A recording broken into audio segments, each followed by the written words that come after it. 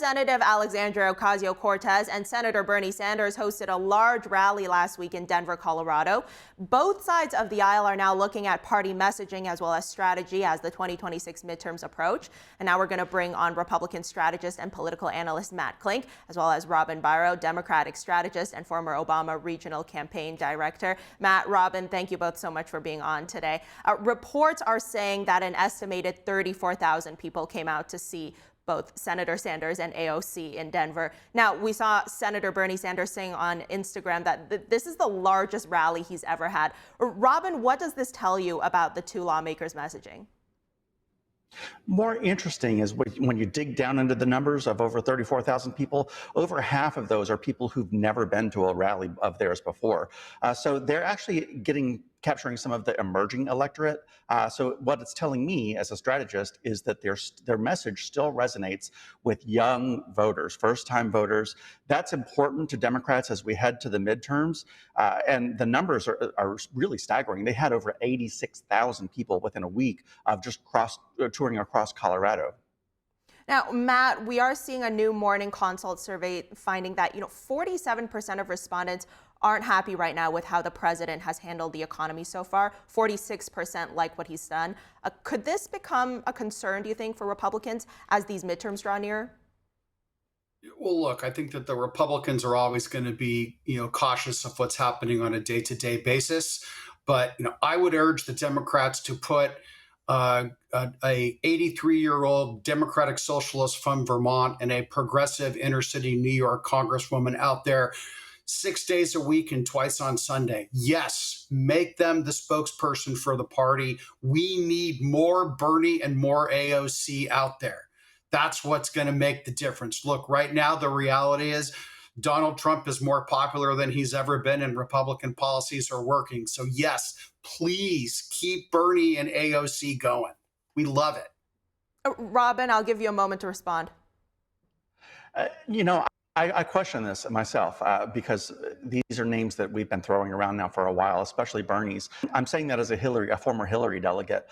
But he's not going anywhere. He's still pulling in big numbers. The fundraising, the amount of fundraising they're doing as well. So that gives me a little bit of indication of where they think things are headed. I think Bernie may indicate another run, possibly with AOC as a vice presidential running mate. That's what they're telling me. Well, go. Music to my ears. Music to my ears, Robin. I'm sure. All right, gentlemen, going a little deeper here about what we could potentially be seeing in the next presidential run. I mean, conservative political commentator Ben Shapiro, he's been warning that if Trump's economy doesn't do as well as he promised, that the progressive wing of the Democratic Party could use this to push class politics or to move away, from identity politics back to wealth disparity. And he's also predicting that AOC could end up emerging as a presidential frontrunner in 2028. Matt, your reaction to that first.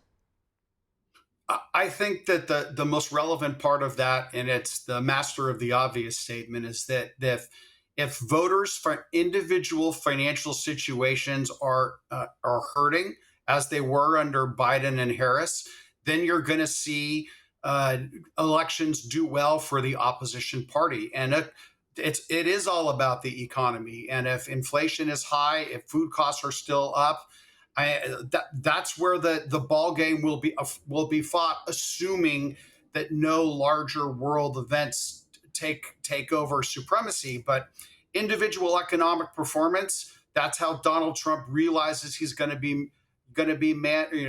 be judged. And look, we're 65 days in. We don't even have the Trump tax plan yet. So there's a lot of water to go under the bridge, but it is all about the economy.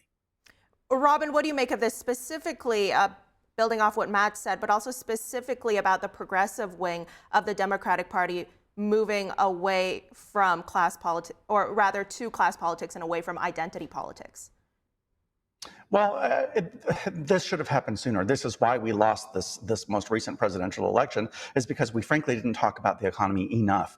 We talked about fringe issues, and that just wasn't polling. That wasn't resonating with American voters, who were hurting because of inflation and economic policies. You go back to what James Carville, famous political strategist, said in 1992, it's the economy, stupid. that message is still true.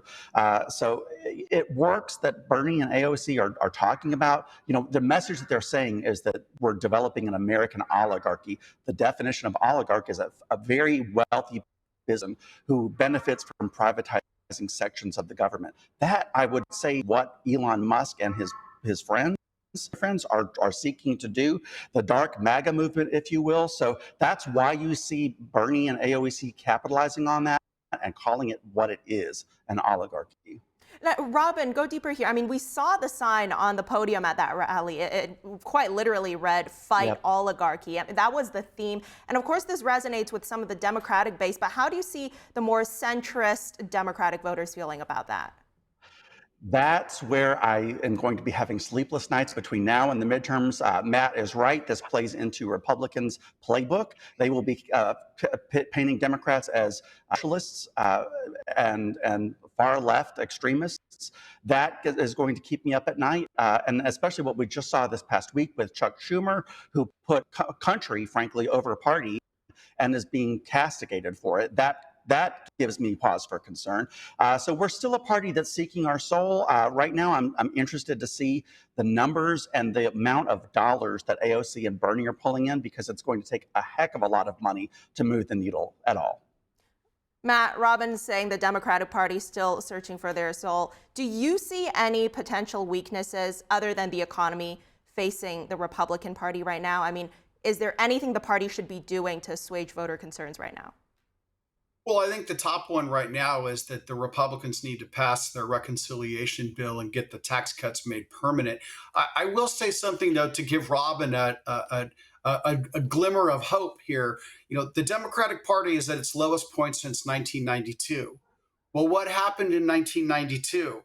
A unknown governor out of the state of Arkansas came along and captured history in a bottle and became the next president of the United States, in part because the economy suffered when George Herbert Walker Bush was president.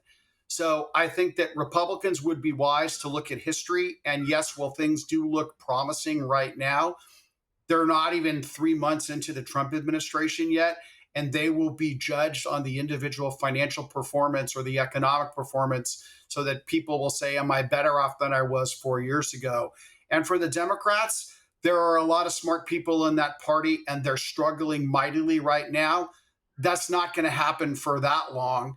And I think that, we had an opportunity today to change the debate. And I think that you get a couple of more things falling into place, and, 2 or 3 things happen, and now you got a streak and you got some momentum. So again, politics is not static. It's a vibrant environment, and Republicans would be wise to remember 1992, because we can't rest on our laurels. We've got to get things done for the American people. Yeah, politics is anything but static. Robin, as a Democratic strategist, how do you rate the current move that we're seeing from Sanders and AOC? I mean, do you think this is effective? Do you think there's something more effective that these lawmakers could be doing? I think I would give them a B if I were a teacher and giving them a score, because they are capitalizing on what's happening right now in politics, and the crowds are unprecedented for Democrats.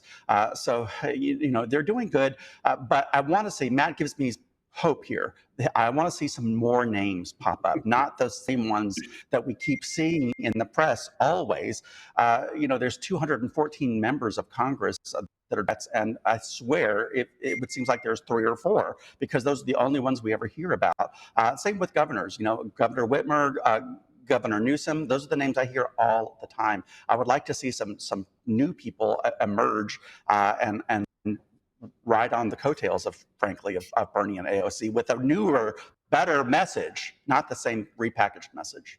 All right, closing argument here, gentlemen. Robin, how do you feel about the 2026 midterms based on what you're seeing so far? Cautiously optimistic. I'm never root against America, but the economy, I see some signs that are concerning. It will concern Americans as a whole. So if the Trump administration can't get it together, Democrats will certainly capitalize on that. And Matt, can the Republican Party, do you think, keep the trifecta in 2026, as well as keeping the best interests of the American people in mind? I absolutely think that is all possible. Like Robin, I am cautiously optimistic, but the Republicans, when you have the keys to everything, you got to produce. And I think that needs to be centermost in the House's mind in particular, that they need to get things done and they need to not quibble over the things that don't matter. Right now, it looks good. But again, there's a lot of time between now and the November 2026 elections. Absolutely. Matt, Klink, Robin, Biro, Sure. thank you so much for coming on today. Thank you very much. Thank you.